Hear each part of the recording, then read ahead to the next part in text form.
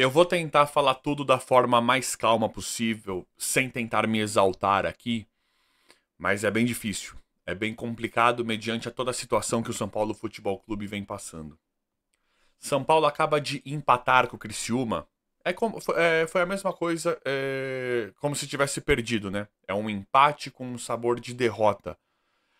Por todo o contexto da partida, né? Por o que fora, né? O que foi essa partida entre São Paulo e Criciúma. Criciúma e São Paulo, porque o jogo foi lá, mas foi um empate de 1-1. Na verdade, acho que foi uma derrota, né? O Lisiero faz um golaço que dá um empate pro São Paulo e um gol tão desesperador, né? É um gol que expõe toda a bagunça que hoje, infelizmente, é o São Paulo Futebol Clube, principalmente falando em campo. Especificamente falando em campo. Nós temos vários, vários motivos para não nos conformarmos com nada do que está acontecendo agora no São Paulo Futebol Clube. Eu estou vendo muitos torcedores, e eu respeito muito, é claro, respeito muito a opinião de todos vocês, mas eu estou vendo muitos torcedores, não muitos aqui, mas a gente acaba vendo, né, em vários lugares diferentes, e colocando muita culpa ou transtornados com o Rafael e o Arboleda. Os dois falharam. Os dois falharam. Tanto o Rafael quanto o Arboleda. O Rafael na saída, né? Aquela. Errou, o Rafael errou, e o Arboleda pior ainda. Mas isso já era uma coisa crônica. Porque quem me acompanha aqui. Vou tentar continuar. Vou tentar manter essa calma, tá, galera? No vídeo inteiro. Quem me acompanha aqui há mais tempo sabe que nós citamos erros recentes do Luiz Gustavo, do Ferrarese, de vários bons jogadores que erraram e entregaram gols. E isso, uma hora ou outra, vai acontecer porque isso é futebol, mas o ataque do São Paulo continua o mesmo, da forma absurdamente improdutiva. E aí eu pergunto pra vocês, quem fez o gol foi o Liseiro, o São Paulo saiu com um empate. Se o Rafael e o Arboleda não tivessem falha, e essa é uma pergunta muito genuína, muito honesta que eu faço pra vocês, e quem quiser vai deixando nos comentários. Caso o Rafael ou o Arboleda, que estão sendo muito culpados por conta desse jogo contra o Criciúma, que realmente falharam, mas vamos pensar por um outro, vamos olhar por um outro panorama que pode acontecer amanhã ou depois, como vem acontecendo. Caso o Rafael e o Arboleda não tivessem entregue aquele gol, não tivessem falhado, o São Paulo ia jogar melhor? Essa é a pergunta que eu faço, é uma das perguntas que eu faço pra vocês. São Paulo ia jogar melhor caso o Rafael e o Arboleda não tivessem errado demais e terem sido responsáveis? Você acha que o Arboleda mais, né? Rafael falhou, mas o Arboleda mais ainda pro Viseu fazer o gol. Caso não tivesse acontecido, caso o Arboleda tivesse conseguido chutar, pegado mais embaixo e chutado a bola e afastado ela da área, o São Paulo ia jogar melhor? São Paulo ia detonar o Criciúma? São Paulo ia ganhar o jogo do Criciúma? Ou o Lisiero poderia nem ter entrado? O que eu tô querendo dizer com isso, com essa pergunta que eu tô fazendo pra vocês, é que há quantas partidas a gente vê o São Paulo jogando mal desse jeito? Mal mesmo. Nós conseguimos apontar. Nós conseguimos apontar pouquíssimas partidas em que o São Paulo jogou bem. E dá pra lembrar delas na cabeça. Dos últimos tempos. Vitória, que o William Gomes destruiu. Cruzeiro, que o William Gomes destruiu. E Vasco, que o Lucas destruiu. Mas eu já vou chegar nisso, tá? O gol do Lisiero, pra mim, ele expõe o quão patético, o quão ridículo é esse São Paulo do Luiz Zubeldia falando ofensivamente. Falando do ataque. Porque se o Wellington, o lateral esquerdo, da preferência, da escolha da comissão técnica, que pra mim não joga nada e pra mim isso é uma escolha equivocada, né? Um técnico achar que o Wellington é um jogador produtivo, é um jogador que rende, pra mim isso é de uma uma falha na análise, porque chegou o Jamal Lewis. Né? Tem que ser no mínimo mais testado. Te digo que ele não jogou nada contra o Criciúma. Então a análise em cima do Wellington pode ser feita através de anos e anos. Do Jamal Lewis tem que ser de um jogo. Então só eu já não concordo, tá? Então, a problemática, o problema, né? A problemática em volta disso aí, o problema mesmo em si, ele é muito maior. É desesperador ver o gol do Lisieiro, que dificilmente a gente sabe que vai sair de novo, que foi um baita de um golaço. Só que vocês sabem o que me preocupa? É que se tivesse o Wellington, se tivesse o time todo à disposição do Luiz Ubeldia, do técnico, muito provavelmente o Lisieiro nem entraria. Vocês sabem disso. Talvez com o Wellington lá ele colocasse o Jamal no segundo tempo. Se tivesse o Wellington e o Michel Araújo, talvez não entraria nem o Jamal.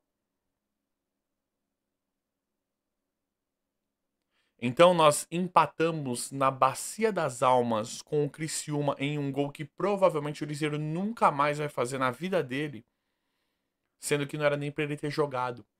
Então isso expõe, infelizmente, toda a bagunça, toda a incompetência do que é o São Paulo em campo hoje, com essa comissão técnica do Luiz Ubeldia. É triste, né? É triste falar isso. E muito feliz pelo gol do Lisieiro. Mas o que, que é esse São Paulo?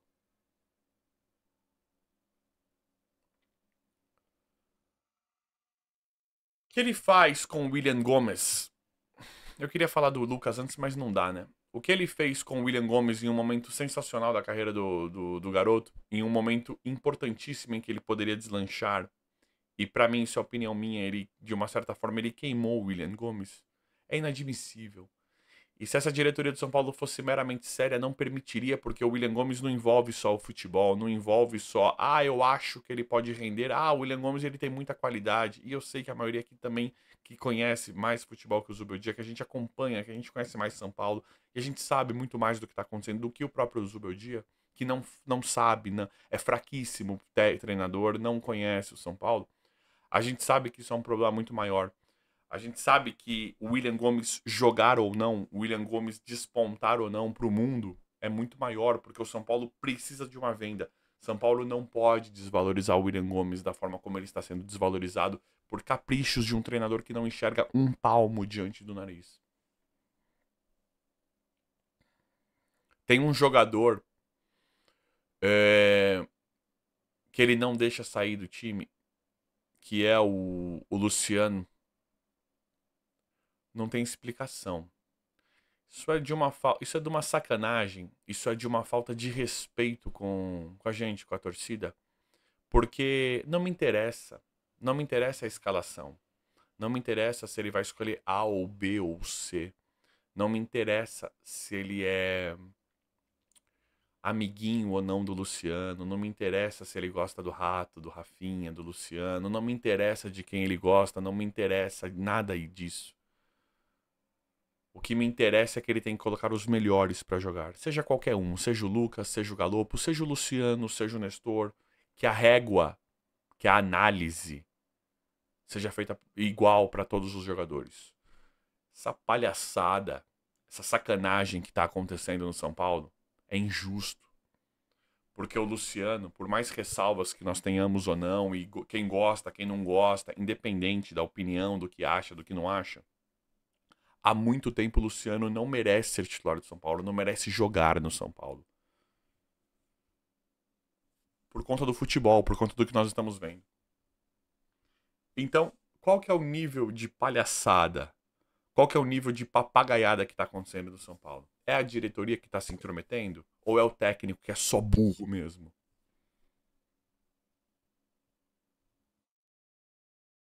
Alguém consegue justificar a escalação do Luciano nesses últimos tempos pelo São Paulo? O que esse cara tá rendendo para ser titular absoluto do time? Nós sabemos que não importa o futebol que o Eric jogue, que o André Silva jogue, que o Marcos Antônio jogue, que o Ferreirinha jogue. Os titulares estão lá. E o Luciano está entre eles.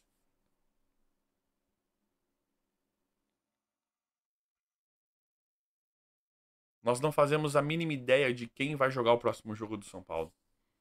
Se vai ser o Rato, se vai ser o Ferreirinha, se vai ser o Eric. Quando o Ferreirinha se machucou, ele vinha sendo um dos melhores do time do São Paulo. Ele vinha sendo o melhor. Ele não é melhor que o Lucas Moura, né, na carreira. Ele não é melhor, mais jogador que o Lucas Moura, não é. Mas naquele momento que ele se machucou, ele tava numa fase melhor que o Lucas. O Lucas já se recuperou, já tá se recuperando de novo. Já voltou a ser o nosso melhor jogador, que é o nosso craque. Mas o Ferreirinha naquele momento era o melhor jogador do time e se machucou. Agora o Ferreirinha já volta como banco. Então é um trabalho absolutamente perdido, fraco, frágil, pobre na interpretação, pobre em enxergar o que é melhor ou não ali em campo. Não importa o futebol que esses caras joguem. Aí nós tivemos a partida contra o Vasco, né, que foi a última partida boa. Pega aquela partida, vamos lembrar. O Lucas, ele acaba com a partida. Não tem a mão do técnico, nós temos um talento individual, que é o Lucas Moura, que é o nosso craque, que é o nosso melhor jogador disparado. Então a gente cita jogos em que o Ferreirinha, antes de se lesionar, jogou demais. William Gomes, Lucas. Alguns outros também que se destacaram em alguns jogos, mas tática, padrão de jogo ofensivo, tática de ataque, infelizmente é inexistente. E aí ele mexe muito mais no Lucas do que no Luciano no meio dos jogos. E dessa vez ele até tirou o Lucas, que é inaceitável. Nós não podemos nos conformar nunca com isso. E aí ele faz o trampolim, né? Para não tirar o Luciano, um cara que de forma inexplicável é meia atacante do São Paulo Futebol Clube. Ele faz um trampolim com o Lucas Moura. Quando ele entra com o Eric, o Lucas Moura passa a ser ponta esquerda. Quando ele coloca o Ferreirinha, o Lucas Moura passa a ser ponta direita. Passa a ser ponta direita. Ou seja, ele é um treinador tão fraco, tão frágil tecnicamente, tão pobre de repertório, tão patético, que ele não deixa posição, que ele não deixa bem posicionado seu craque, seu principal jogador. O Lucas jogou muito bem contra o Vasco na ponta esquerda. Eu prefiro o Lucas mais centralizado, só que o Lucas jogou muito bem contra o Vasco de ponta esquerda. Hoje ele já jogou o Lucas de novo para a ponta direita quando o Ferreirinha entrou. Então, infelizmente, é um técnico que não consegue enxergar um palmo diante do nariz. Já se mostrou ser incapaz de treinar no São Paulo. Ah, te digo, calma, você é imediatista. Já falei isso aqui antes. Quem me acompanha há mais tempo sabe que eu já falava que era pertinente, que era lógica a demissão dele antes da eliminação contra o Atlético Mineiro, que foi outro jogo, outra partida completamente inadmissível. Então, a fritura, estão fritando e tal. Eu penso o contrário, eu penso que esse cara ele tá completamente protegido lá dentro, né? Agora ele já tá acabando, né? Agora ele já tá basicamente demitido, porque o Júlio Casares não consegue nem falar que ele vai ficar até o final do ano, né? O Casares fala, não, a análise é jogo após jogo, a diretoria não consegue nem dar discurso mais pra defender esse cara. No momento em que vocês estão assistindo esse vídeo, pode ser até que ele já tenha sido demitido, tá? Ah, Tidico, tem panela. Tem panela no São Paulo, os jogadores não querem e tal. É outra problemática. Justa quem fala isso. Podem comentar aí. Justo. Justo de quem fala isso. Só que o Dorival ganhou. O Dorival ganhou com a mesma administração. Basicamente com os mesmos jogadores que lá estão. Que mandam, que são chatos, que... A gente percebe, vocês falam, te digo, dá nome aos bois. Eu não gosto de falar dessa suposta panela, né? Se tem esse grupo lá no São Paulo. Mas a gente vê alguns jogadores meio que com uma moral muito alta no São Paulo, né? Rafinha, Luciano, Alisson, Caleri, Lucas, Rato. Acho que esses aí são os principaizinhos, né, ali de uma suposta panela. Eles não brigam entre eles, né? Eles são bem mais leves, né, em relação às situações de jogo, às reclamações de jogo. Eles são bem mais leves entre eles, né? Vou citar alguns aqui que vocês falam, dá nome. Rafinha, Alisson, que tá machucado, mas é Rafinha, Alisson, Luciano, Caleri, Lucas Moura e Rato. Pode ter mais, pode não ter. Eles são bem suaves em relação às reclamações, né?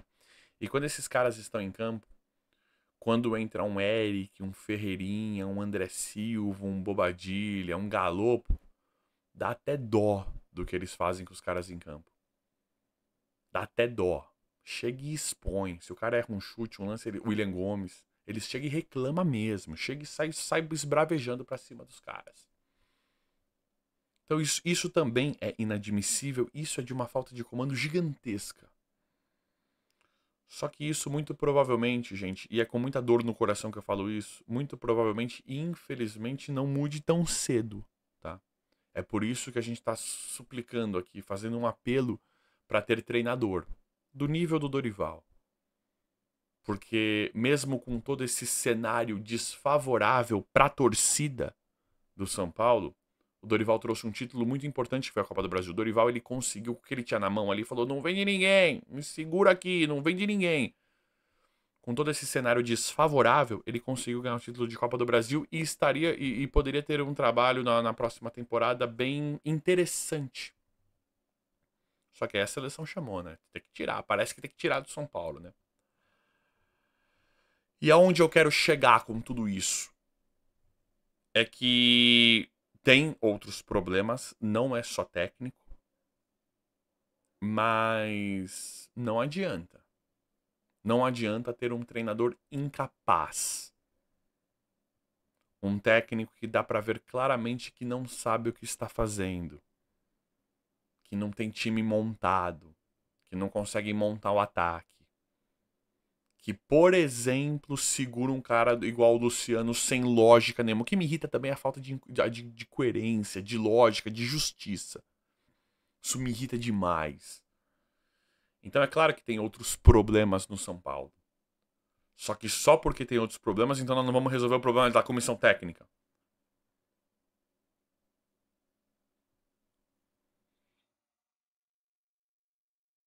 Vocês imaginem se eu entro. Eu te digo, nunca fui técnico. Sempre joguei bola, sempre fui um entusiasta, sempre joguei bola, joguei na várzea.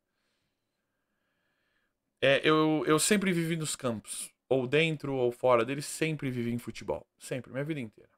Tentei ser jogador de profissional, nunca falei isso aqui no canal. Acompanho desde que eu respiro futebol. Jogo desde que eu respiro. Que eu consigo, que eu tenho idade pra jogar.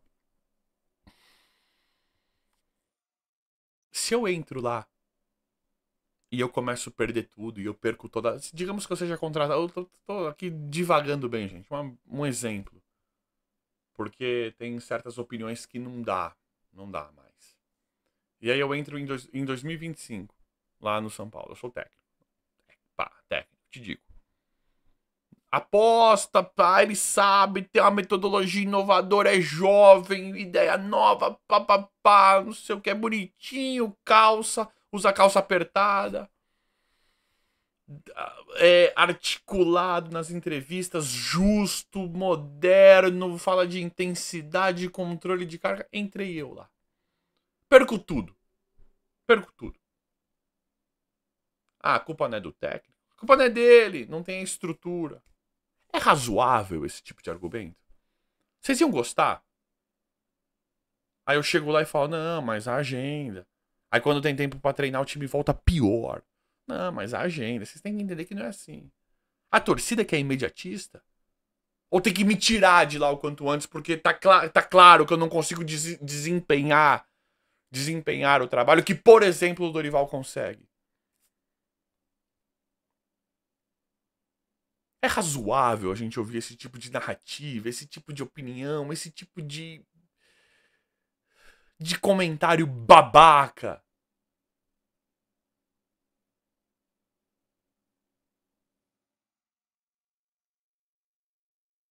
Todo mundo sabe que ele prefere o Rafinha do que o Igor Vinícius. Todo mundo sabe que ele prefere o Wellington do que qualquer outro. E agora não é nem tão contra o Rafinha. É porque tá todo mundo vendo que não dá mais pro Rafinha, por exemplo. Só que ele prefere o pior, ele escala errado, ele não tem o entendimento certo, ele não está conseguindo enxergar, ele não sabe enxergar o que é bom pro São Paulo. Então todo mundo sabe que ele prefere o Rafinha. Todo mundo sabe que ele prefere que ele gosta do Wellington na lateral esquerda. Todo mundo sabe que ele ficou pé da vida quando ele teve que tirar o Luciano e logo tentou queimar o William Gomes pra voltar o Luciano e tá queimando. Todo mundo sabe que ele não suporta ver o Eric ali ou o Ferreirinha, ele quer colocar o Rato, que talento. Todo mundo sabe que ele gosta do Michel Araújo. Então por que ele tem que continuar no São Paulo? Tudo bem que agora já acredito eu que está basicamente fora, como eu vinha falando pra vocês, que ele já tinha prazo de validade. Mas o que mais precisa acontecer? O que mais precisa perder? E não é só de resultado. Não é só de resultado, é porque a gente vê incoerências, falta de lógica, jogo após jogo. Mau desempenho atrás de mau desempenho. Então, ele precisa ser demitido, ele precisa ser mandado embora agora. Isso está claro para todo mundo. A diretoria não conseguiu nem chegar com falas, né? O Júlio Casares, que é um cara muito bem articulado, não conseguiu nem com as falas dele subjetivas, né? Porque ele muitas vezes ele não fala nada. Não, isso aí a gente vai ver, né? Nem o Júlio Casares chegou e falou: não, vamos segurar até esse ano. Porque sabe que é insustentável, sabe que foi um erro. Infelizmente.